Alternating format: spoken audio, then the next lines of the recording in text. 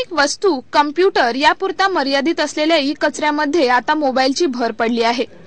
स्पर्धेमुळे हँडसेटच्या किमती या सर्वसामान्यांच्या आवाक्यात आल्याने आणि क्रयशक्ती वाढल्याने नवीन मोबाईल घेण्याची क्रेजच सुरू आहे। याचा परिणाम म्हणजे शहरात वर्षाला 1 लाख मोबाईल कचरा तयार होत आहे। प्रत्यक्षात घरात पडून राहिलेला मोबाईल कचऱ्याचे प्रमाणही काही लाखांमध्ये आहे। मोबाईलचा वाढता कचरा लक्षात घेत हँडसेट उत्पादक कंपन्याही सजग झाल्या आहेत।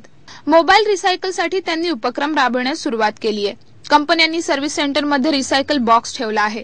या ठिकाणी बॅटरी, हँडसेट जमा करण्यात येते। तसेच सर्व्हिस सेंटरमध्ये आलेल्या ग्राहकांना याबाबत जागरूक करण्याचे कामही कंपन्या सर्व्हिस सेंटरच्या माध्यमातून करीत आहेत।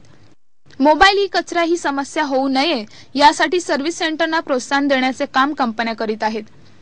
एका सेंटरला सरासरी 300 ते 400 हँडसेट दर महिन्याला गोळा होत असल्याचे स्पष्ट झाले आहे। सॅमसंग आणि नोकियाचे पुणे, पिंपरी चिंचवड शहरात मिळून 19 सर्व्हिस सेंटर आहेत।